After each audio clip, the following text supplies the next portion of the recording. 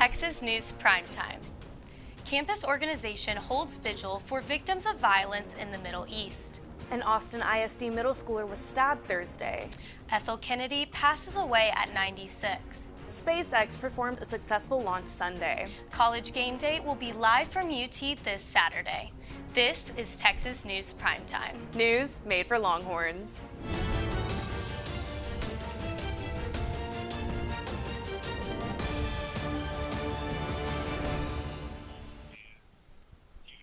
Good evening. For Monday, October 14th, I'm Hope Vanderburg. And I'm Nicole Vargas. Thank you for joining us tonight. A year after the October 7th attacks, a campus peace organization hosted a vigil for all lives lost in the Middle East in the last year. Bringing together people of all backgrounds, AISD International hosted a memorial last night at the Tower. TSTV News' Ariba Barmal and Itza Martinez have the story. The dove was our symbolic gesture for tonight. It was the most symbolic way to show that peace is flying to the heavens, and hopefully the heavens can bring peace back down to us. In a vigil that brought together people of all backgrounds and faiths, doves are a symbol of peace. Flying above the UT Tower at the heart of the 40 acres, as AISD hopes to spread peace across campus and the Middle East. To host a peace vigil here in the heart of UT sends a message to the entirety of the UT community that peace is possible. If we can make small change here, maybe we can transform it to what we see in the horizon, which is the state capitol. AISD International is a campus peace organization that aims to bring people together. The goal here, as Elijah mentioned, is to bring together Arabs, Jews, Palestinians, and Israelis, and to solidify each other as one family, right? And so we even have on our wristbands right now, it says brothers, not others, and that's because we believe in that message. Their Sunday evening vigil brought out around 50 students and community members to honor all lives lost in the Middle East war. The vigil hosted a year after Hamas's October 7th attacks. I knew this event was a success the second I looked up during the moment of silence I called for and saw a Jewish individual, a Muslim individual, and a Christian individual all with their heads down, back to back to back. AISD welcomed peace activists Maoz Anan and Aziz Abu Sara to the Tower Mall to speak at the vigil. And I say, if you must divide us, then you divide us in this way. It's those who believe in justice, those who believe in equality, those who believe in dignity, those who believe in living together, and those who don't yet. We want to harvest peace soon. There are three seeds we must sow. The seeds of hope, the seeds of the future, and the seeds of forgiveness. This towering campus are no stranger to demonstrations and commemorations. Just last week, the Palestine Solidarity Committee held their week of action, ending with a walkout right here at the UT Tower. And just down the street at the Hogg Memorial Auditorium, the Longhorns Students for Israel held their vigil to commemorate the one-year anniversary. Reporting on campus, Ariba Barmal, TSTV News. Last Monday, the Longhorns Students for Israel, in partnership with Texas Hillel, hosted the 10-7 Together We Stand memorial ceremony. The event took place at the Hogg Auditorium on campus. The vigil showcased student leaders who had direct relationships to the October 7th attacks and even included a video address by Texas Governor Greg Abbott. The event recognized the innocent lives lost on the Israeli side, but was open to any student regardless of their position or religious affiliation. Over 100 students participated in a walkout Thursday, organized by the Palestine Solidarity Committee. The demonstration concluded the organization's week of action to support the people of Gaza. The week of events coincided with the anniversary of Hamas's October 7th attacks. Participants called for the University of Texas and Texas A&M Investment Management Company, or UTEMCO, to divest from weapons manufacturers. The demonstration included chants and speeches from students and staff. NASA's Europa Clipper mission, created in partial collaboration with UT's Jackson School of Geoscience researchers, was launched today. The mission will determine if the surface under Jupiter's moon, called Europa, is an environment capable of supporting life. Europa mission contains UT-created technology called Reason that can detect water, organic compounds, and energy below Europa's surface. Europa mission will travel 1.8 billion miles to Jupiter and is expected to arrive in 2030.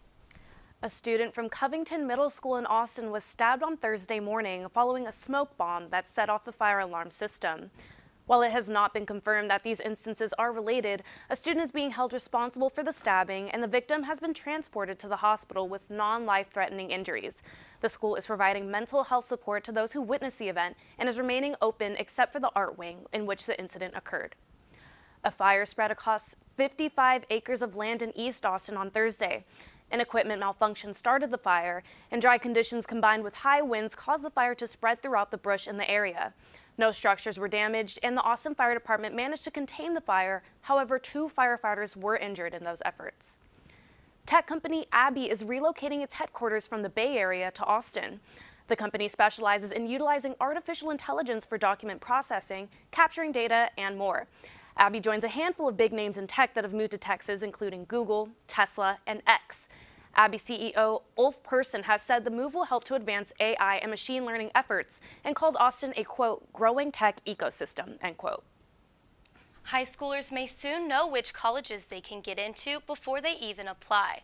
Governor Greg Abbott and the Texas Higher Education Coordinating Board announced Friday the launch of a new direct admissions program for high schoolers applying to college.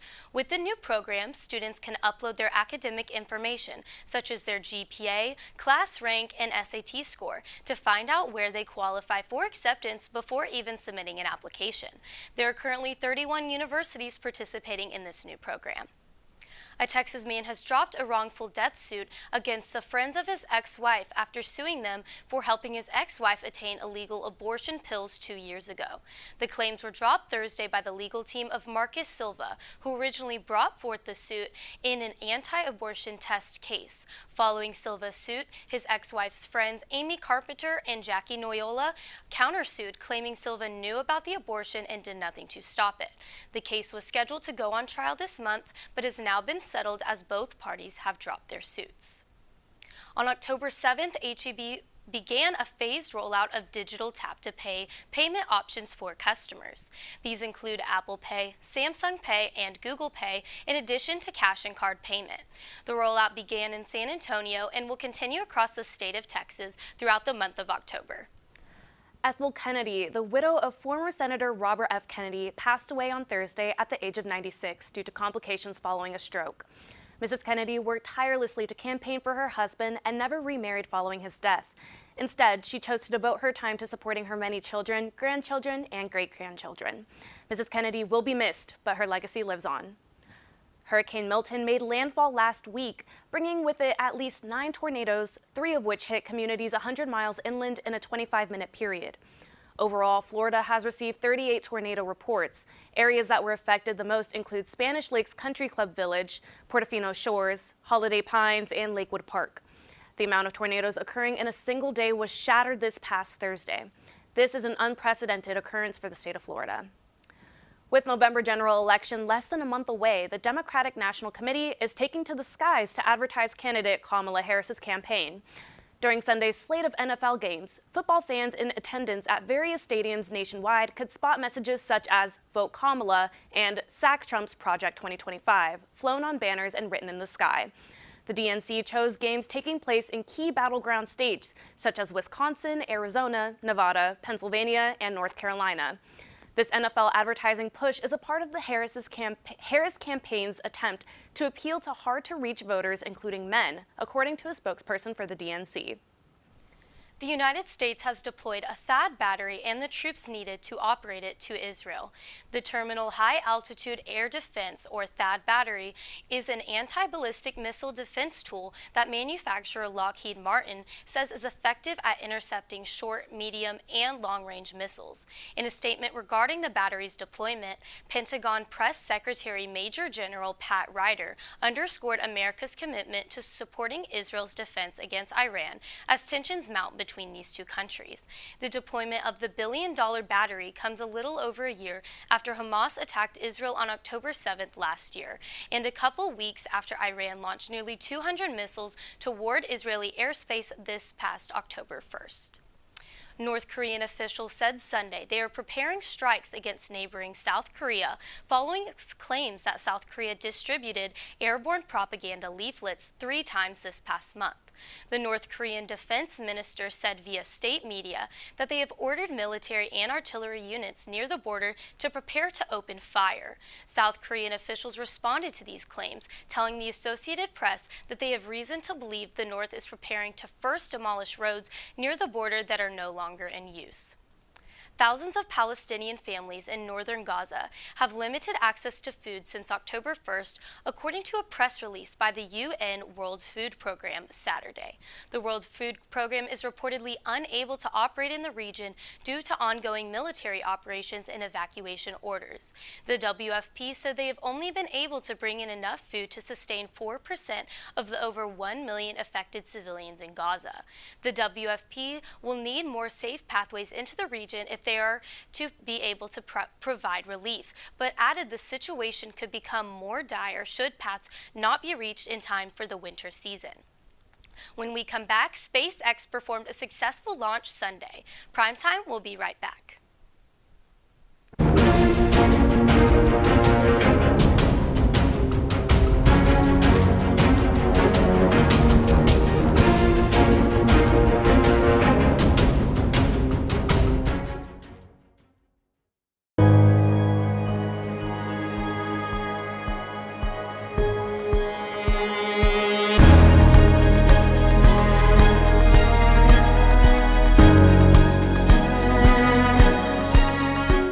Thirteen of the 48 club sports offered by the university now require students to submit proof of sex assigned at birth. I know deep down they would probably want to stay with the university. No way in hell anybody's going to tell my daughters what to do with their bodies. This state is one of the worst in child education. We can't take it anymore, seeing those scenes. Going to Hillel on Friday night, all my family members kept texting me not to go. There's a huge housing crisis in Austin. Do you have a plan in place to address this issue?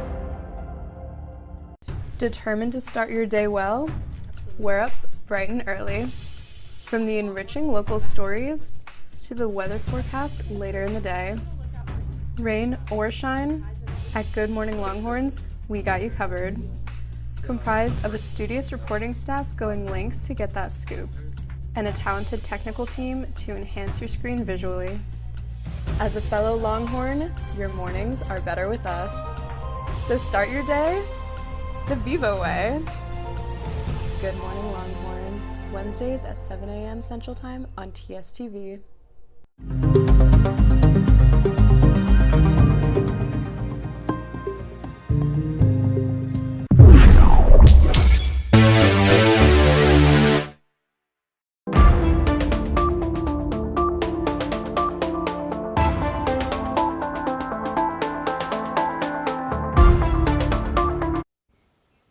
Welcome back to Primetime.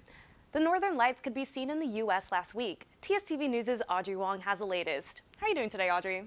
I'm great, thank you, Nicole. Strong geomagnetic activity brought sightings of the Aurora Borealis, also known as the Northern Lights, to the U.S. last Thursday. The multicolored lights could even be seen as far south as central Texas, with many Texans snapping pictures of the aurora, which is often better captured by a phone camera than with the naked eye. While the Northern Lights are usually only seen in more northern parts of the globe, this was the second such sighting in the U.S. this year. SpaceX made strides in the future of space travel on Sunday when it launched a 233-foot rocket booster and returned it to its launch site, catching it out of the air with 2 mechanical arms they nicknamed chopsticks. The launch took place at a SpaceX site in Brownsville, Texas, around 7:25 a.m. and featured the booster pushing a Starship upward past the densest part of the atmosphere before breaking away and using a few of its 33 engines to propel back to the launch site.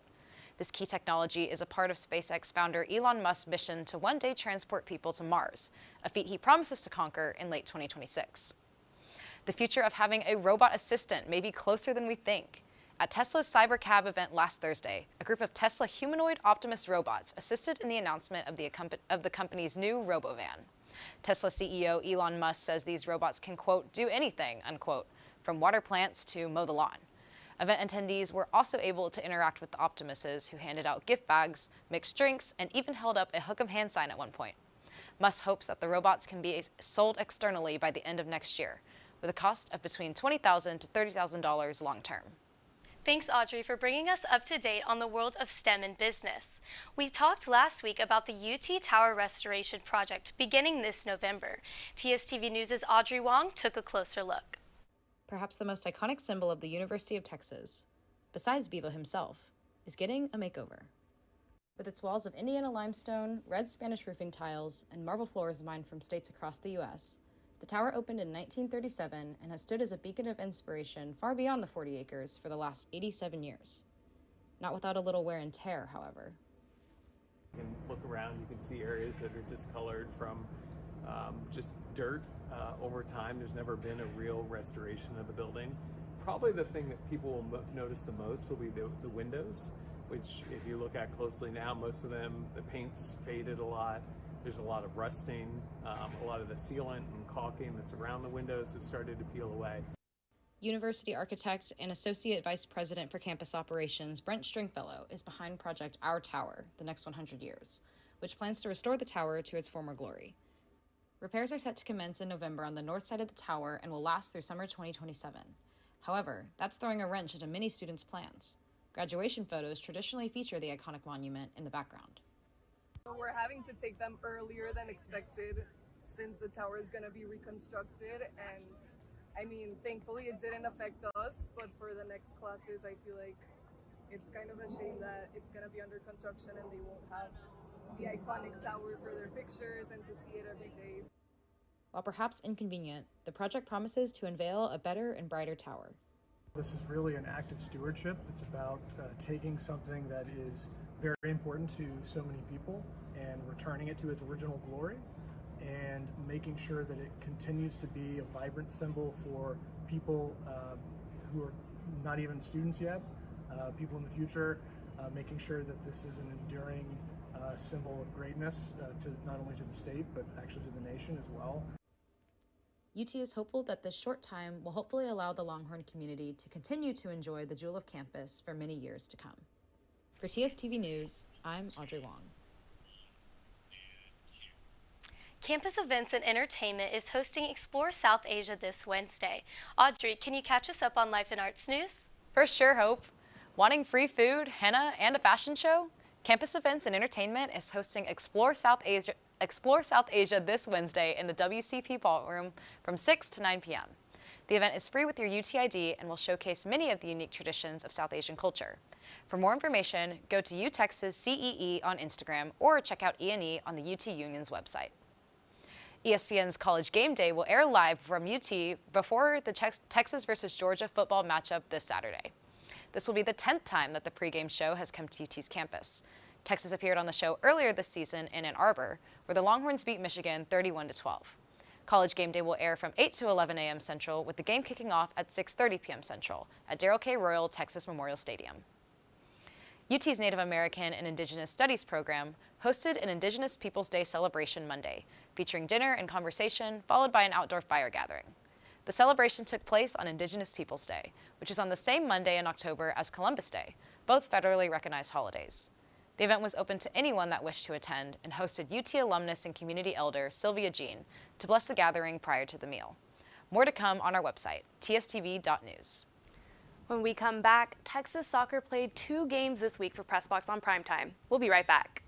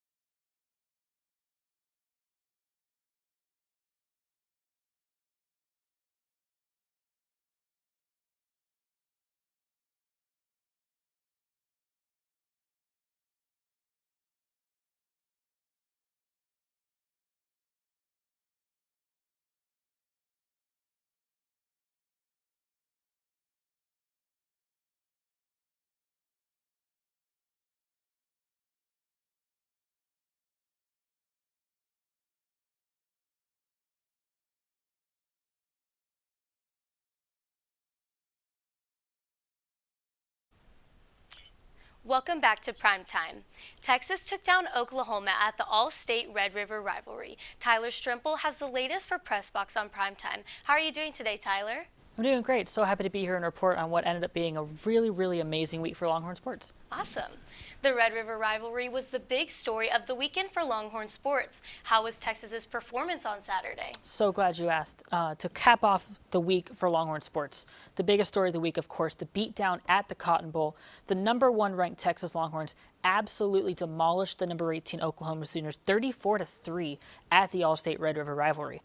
Ewers and the Longhorns had a surprisingly rough first quarter, spurred by Ewers making a poor throw too high over the middle of the field, getting picked off to cap off the first drive of the game by OU's Billy Bowman Jr. Right as the second quarter begins, we see Ewers and UT finally show off the sheer dominance we've seen in every other game this season. Ewers finished the game with 20 of 29 completed passes for 1 touchdown and an interception for 199 yards. Quintravion Wisner finished with 13 carries, going for 118 rush yards and 1 touchdown, including a 43-yard house call in the late stages of the second quarter. That would put Texas up 21-3 at the half. Gunnar Helm led in receiving with 5 receptions for 91 yards and a touchdown, coming early in the second once the Horns finally remembered how to play football. The game had some crazy moments, as all Red River games do, like a fumble by Wisner on the 5-yard line, recovered by wide receiver Silas Bolden for the fumble-Ruski touchdown after the touchback scare. Or the funnier one, where Helm catches a strike from Ewers, runs down, hurdles over a defender, then proceeds to do his best starfish impression to get into the red zone. After the 34-3 beatdown, Texas moves to 6-0 and 2-0 in SEC play, and now prepares for their biggest game of the year at DKR against 5th-ranked Georgia. Texas soccer games played 2 games this week. How are they looking on the pitch? That's right. The Longhorns had 2 matches this week, beginning with a match at home against, another Oklahoma Red River matchup. In the first half, with about 28 minutes to go, Lexi Misimo scores from the edge of the box to make it 1-0 and ties the all-time program record with her 52nd career goal. In the second half, Mia Justice blocks shot attempts from OU not once, but twice in 5 minutes. OU was never able to get past her, and the game ended 1-0 in favor of the Longhorns. Then last night, Longhorn soccer played another match at LSU, and what a performance this was. Beginning with 27 minutes left in the first half, UT struck first on an electrifying Amalia Villarreal goal after some amazing ball movement by the Horns, and it wouldn't take much time to score again, because less than 3 minutes afterward, when Jilly Shimkin put one in the net, to make it 2-0 Texas in the first half. Later on, with 34 minutes left in the second half, Lexi Misimo again goes down the field to score, making it 3-0 Texas and snatching sole possession of the all-time Texas women's soccer goal record. LSU did get one back in the second half, which made it 3-1 Texas, but that is how the game would end, capping a 2-0 week for Longhorn soccer. They are 11-2-2 overall, 4-2-1 into SEC play, and their next matchup is a huge one on Friday against number 6 ranked Arkansas. Looks like the makings of a very good week for Longhorn sports. How about the volleyball team? Well, Texas volleyball is firing just on all cylinders right now, and they're looking like the back-to-back national championships we've seen in the last 2 seasons. Number 7th ranked Texas volleyball played number 12 Kentucky yesterday in Kentucky, sweeping in yet another 3-0 win. They dominated Kentucky all game, winning the kill battle 40-32 and winning the block battle 14-7. Mariana Singletary led the Horns at blocks with 9. Reagan Rutherford led in kills with 10. Madison Skinner led with 24 attacks. Ella Swindle led with 17 assists. And Emma Halter led with 8 digs. UT volleyball with this win moves to 5-0 in SEC play, including 18th ranked Florida and 12th ranked Kentucky yesterday, and they sit at 10-3. They have not lost since September 15th against the then number 2 ranked Stanford, and they will continue to extend this win streak this Friday against Arkansas at home. That's all for me for sports this week. Back to you, Nicole. Thanks for your insight, Tyler. Coming up, The Apprentice debuted in theaters this week. Primetime will be right back with the story.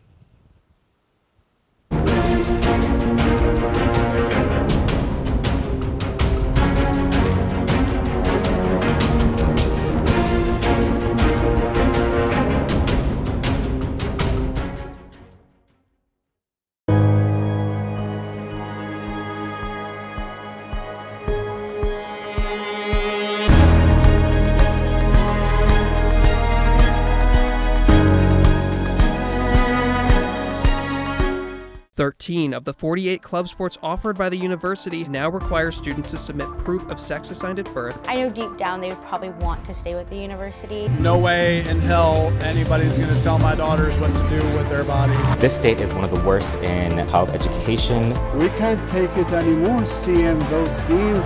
Going to Hillel on Friday night, all my family members kept texting me not to go. There's a huge housing crisis in Austin. Do you have a plan in place to address this issue? Determined to start your day well? We're up bright and early. From the enriching local stories to the weather forecast later in the day. Rain or shine, at Good Morning Longhorns, we got you covered. Comprised of a studious reporting staff going lengths to get that scoop, and a talented technical team to enhance your screen visually. As a fellow Longhorn, your mornings are better with us. So start your day the Vivo way. Good Morning Longhorns, Wednesdays at 7 a.m. Central Time on TSTV.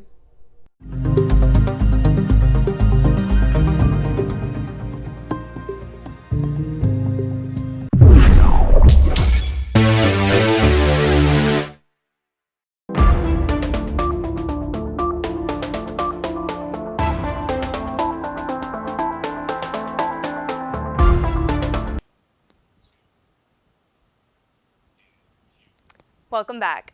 The 2025 Met Gala theme was announced last week. Anish Tiwari joins us now to spill the tea. How are you doing today? I'm doing great, Nicole. Thank you for asking. The 2025 Met Gala theme was announced on Wednesday. The theme is super fine, tailoring Black style, exploring how clothing and style have formed Black identities over the years, specifically for men. The theme examines the cultural emergence of the Black dandy. Dandy referring to someone, often a man, who is devoted to aesthetics and approaches it as a lifestyle. The co-chairs for next year's Met Gala include actor Coleman Domingo, British race car driver Lewis Hamilton, rapper A$AP Rocky, and Pharrell Williams, with four-time NBA champion LeBron James serving as honorary chair. What are your thoughts on this theme? Yeah, I'm definitely a big fan. I think the representation for Black artists is great, and I'm just looking forward to seeing the outfits next year. Yes, definitely. The Donald Trump biopic, The Apprentice, has finally reached theaters this week nationwide. Director Ali Abbasi wanted the film to release before the 2024 election. However, Trump's lawyers sued the film and wanted the negative scenes cut. The suit was dropped quickly, but film distributors did not want the film for months. It was finally picked up and released to widespread acclaim. Most notably, award consideration has been mounted for Sebastian Stan's portrayal as Trump, and Jeremy Strong as Trump's former lawyer and mentor Roy Cohn. Do you plan on seeing this movie? Yeah, I might go see this movie. I think it's definitely relevant with the election just around the corner, and I think because of that, it's going to do pretty good at the box office. Yeah. I agree. The Rock and Roll Hall of Fame has announced its 2024 inductees, including Dionne Warwick, Mary J. Blige, Cher, Foreigner, and more. Artists are eligible for the Hall of Fame 25 years after their first record is released. Then a committee must select them to be honored. The ceremony will take place on October 19th at 6 p.m. Central Time and can be watched live on Disney+.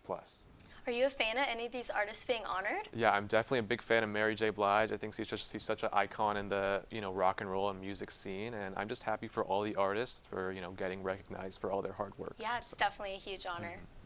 That's your Monday briefing. I'm Hope Vanderburg. And I'm Nicole Vargas. From all of us at TSTV News, thank you for watching. Now, go out and change your world.